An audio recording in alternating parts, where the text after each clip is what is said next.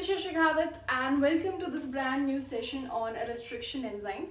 तो आज के सेशन में हम restriction enzymes जो कि एक तरीके के न्यूक्लियेजेस हैं उनके बारे में पढ़ने वाले हैं. अगर हम न्यूक्लियेजेस की बात करें कि आखिरकार न्यूक्लियेजेस क्या होते हैं, तो ये न्यूक्लियेजेस होते हैं आपके न्यूक्लिक एसिड डाइजेस्टिंग एंजाइम्स. तो यहाँ पर ये डाइजेस्ट करेंगे हमारे न्यूक्लिक एसिड्स को, जैसे कि डीएनए एंड आरएनए. तो ये बेसिकली उनके डीएनए या आरएनए के बैकबोन पे कट्स लगा देंगे.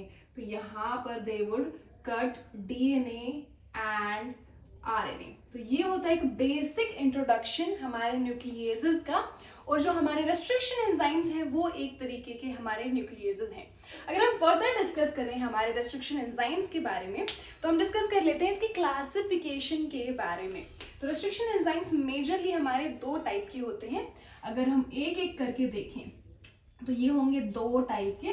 सबसे पहले आ गए हमारे एक्सोन्यूक्लियेजेस, ये हो गए एक्सोन्यूक्लियेजेस, और दूसरा टाइप का होगा हमारा एंडोन्यूक्लियेजेस. तो second type of restriction enzymes हो गए एंडोन्यूक्लियेजेस बच्चों. तो अगर हम एक्सोन्यूक्लियेजेस की बात करें कि जैसे कि नाम ही इसका सजेस्ट कर रहा है, एक्सो मीन्स समथिंग बाहर की तरफ. तो एक्सो जो हमारे न्यूक्लियेजेस दैट इज रेस्ट्रिक्शन एंजाइम्स होंगे वो हमारे डीएनए स्ट्रैंड के, लेट्स से ये हमारा डीएनए स्ट्रैंड है, इसके टर्मिनल्स पे कट लगाएगा. तो ये बेसिकली इसके टर्मिनल बेस पेयर के एक्सट्रैक्शन के लिए हेल्पफुल है. तो ये कट लगाएगा ओनली ऑन द टर्मिनल्स. तो यहाँ पे टर्मिनल्स पे कट लगाएगा, ये कहीं पे भी बीच में कट नहीं लगा सकता है. ऑन द अदर हैंड जैसे कि हमारा एंडोन्यूक्लियेजेस का नाम ही अगेन सजेस्ट कर रहा है, ये बीच में कहीं पे कट लगाएगा. तो लेट्स से कि ये अगेन हमारा डीएनए है, इसमें ये कहीं पे भी बीच में कट लगा रहा होगा. बट यहाँ पर है एक छोटा सा ट्रिक कि अगर इसको कट लगाना है तो इसको चाहिए होंगे कुछ स्पेसिफिक सीक्वेंसेस, जिसे हम बोलते हैं हमारी रिकग्निशन सीक्वेंसेस.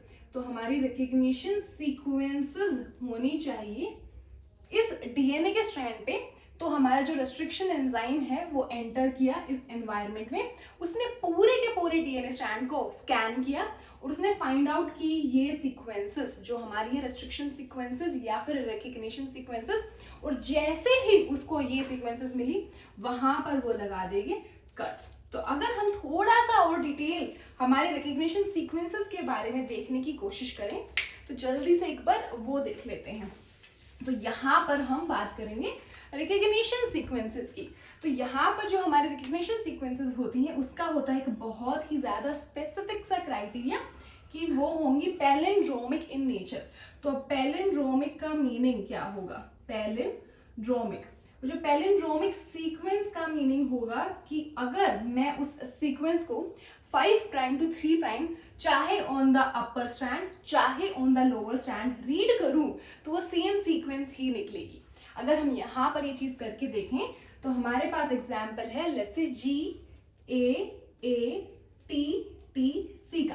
तो ये हो गया हमारा अपर स्ट्रैंड और इधर 5 प्राइम टू 3 प्राइम कुछ इस तरीके से मूवमेंट हो रही है. अगर हम कॉम्प्लीमेंट्री एक एक करके हमारा लोअर स्ट्रैंड निकालें तो हमारा यहाँ पर आ जाएगा CTTAAG. तो कुछ इस तरीके से हमारा लोअर स्ट्रैंड का 5 प्राइम टू 3 प्राइम होगा.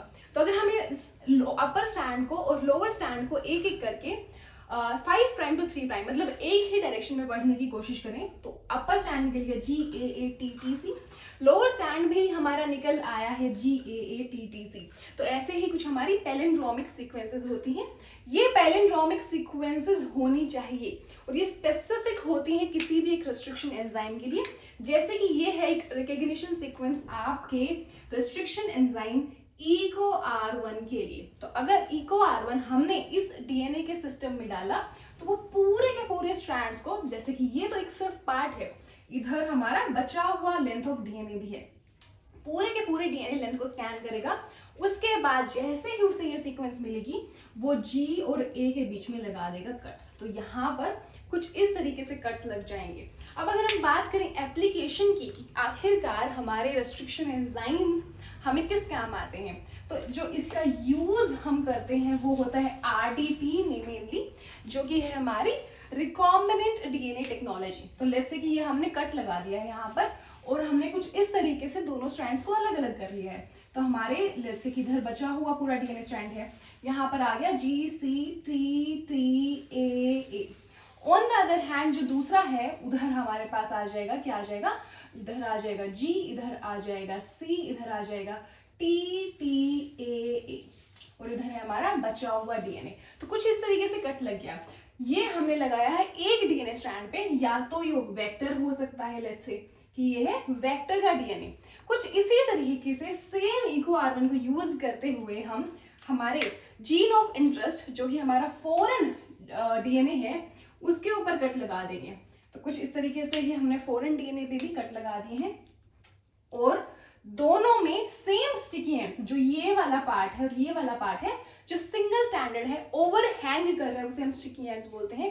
सेम स्टिकी एंड्स जो वेक्टर में है वही हमारे फॉरेन जीन में प्रोड्यूस हो जाएंगे और दोनों को हम डीएनए लाइगेज की मदद से स्टिक करके हम क्या बना देंगे, हमारे रिकॉम्बिनेंट डीएनए, जो हमारी रिकॉम्बिनेंट डीएनए टेक्नोलॉजी में बहुत ज्यादा इंपॉर्टेंट रोल्स प्ले करते हैं। और इसी के साथ हमने आज कर लिया एक बहुत छोटे से सेशन में रेस्ट्रिक्शन एंजाइम्स के बारे में।